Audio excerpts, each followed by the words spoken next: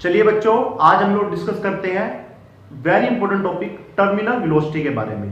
पहले मैं डिस्कस करता हूं what is this terminal velocity है। बेटा, टर्मिनल वेलोसिटी क्या होती है? आपके पास कोई कंटेनर है जिसके अंदर कोई फ्लूइड है और आपने उसके अंदर किसी बॉडी को ड्रॉप किया। वो बॉडी फ्लूइड में जाएगी, डी एक्सेलरेट होगी, फाइनली उसका एक्सेलरेशन क्या हो जाएगा? जीरो। एक्सेलरेशन जीरो का मतलब वेलोसिटी क्या हो जाएगी? कांस्टेंट। तब वो एक कांस्टेंट वेलोसिटी के साथ मूव करेगा। उस कांस्टेंट वेलोसिटी को बेटा हम लोग क्या बोलते हैं? Terminal velocity. तो टर्मिनल वेलोसिटी बेटा क्या होती है? When a body is freely dropped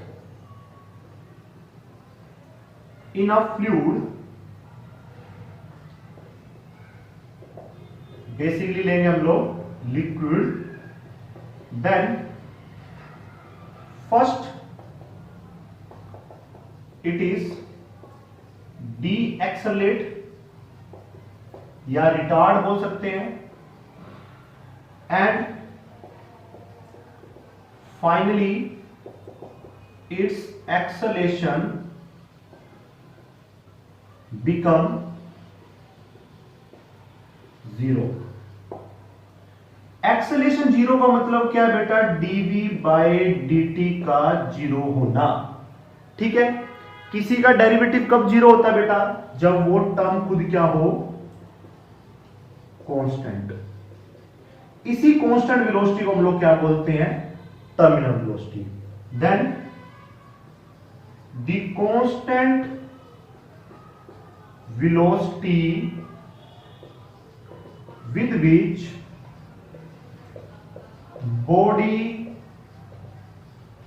finally moves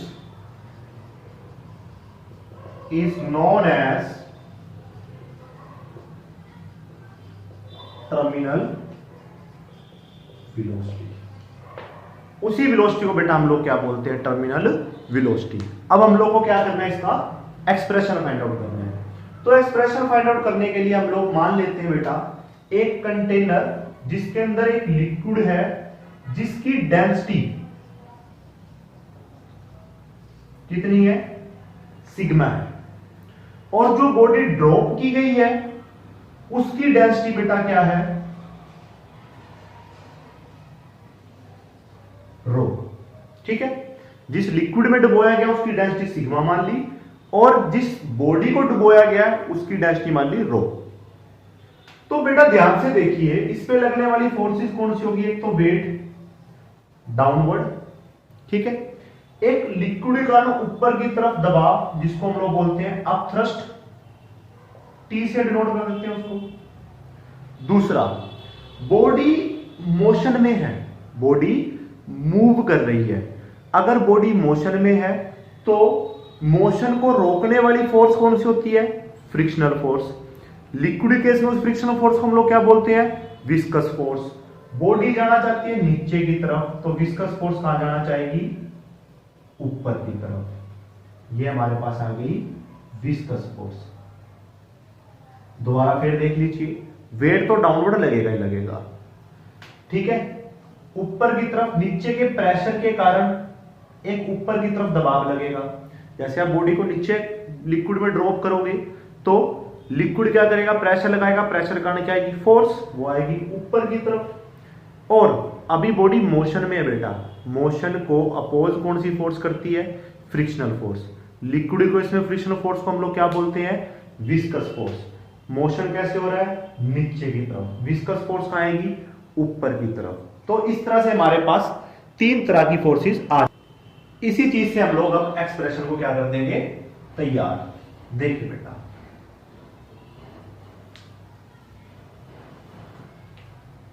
expression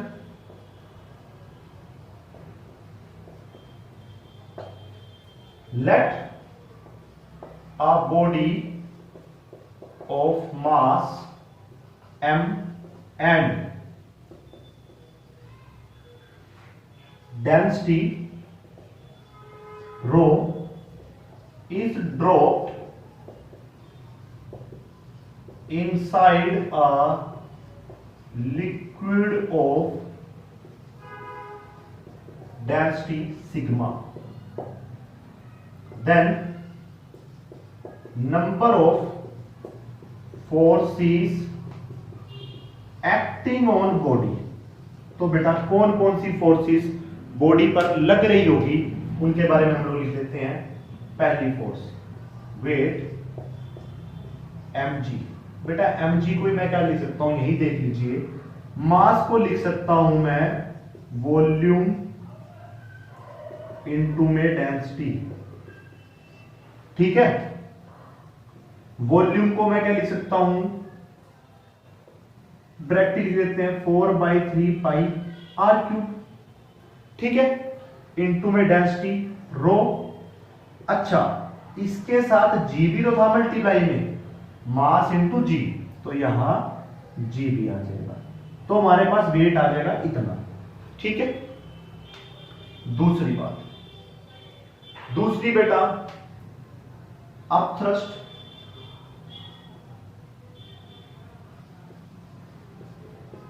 T लिख लेते हैं इसको। बेसिकली बेटा अपथ्रस्ट होता किसके बराबर है, जितना बॉडी वाटर या लिक्विड को डिस्प्लेस करती है ना। कहां से पता लगता है, आर्किमेडिस प्रिंसिपल से। इसीलिए सिलेबस में ना होते हुए भी मैंने आप लोगों को आर्किमेडिस प्रिंसिपल करवाया। तो ये किसके बराबर होगा, weight of liquid draw, liquid displaced, weight of liquid displaced. मतलब बेटा वो भी तो वेट के बराबर आएगा, वेट तो ये रहा, मतलब 4/3 पाई r क्यूब। पर बेटा लिक्विड डिस्प्लेस हुआ है तो डेंसिटी किसकी लिखेंगे, लिक्विड की इनटू में g। जब हम वेट बॉडी का लिख रहे थे तब तो हम लोगों ने बॉडी की डेंसिटी लिखी, अब वेट लिक्विड का लिख रहे हैं तो डेंसिटी भी लिक्विड की लिखेंगे, ठीक है। थर्ड फोर्स लग रही होगी विस्कस फोर्स,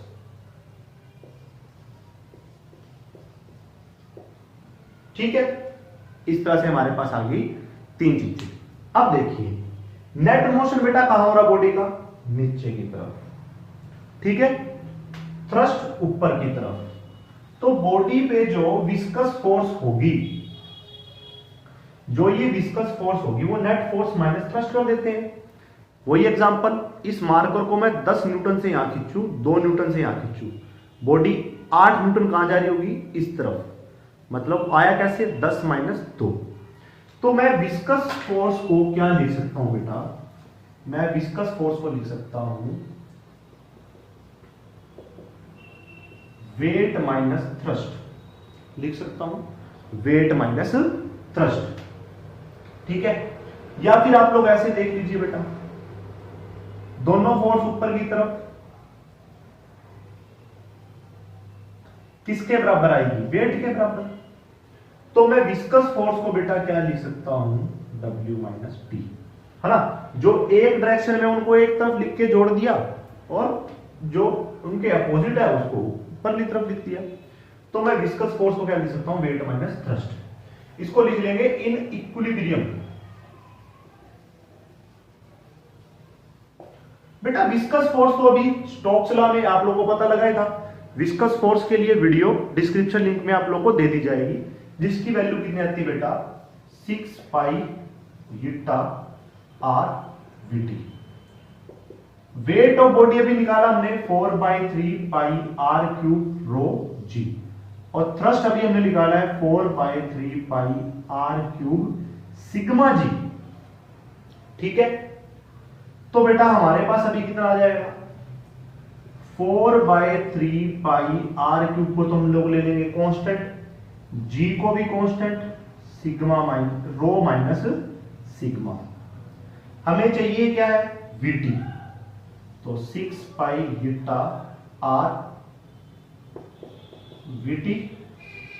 पाई से पाई कैंसल, 2 जा 3 जा, एक r से r कैंसल, ठीक है। vt हमारे पास बेटा कितना आ गया, 2/9 r²g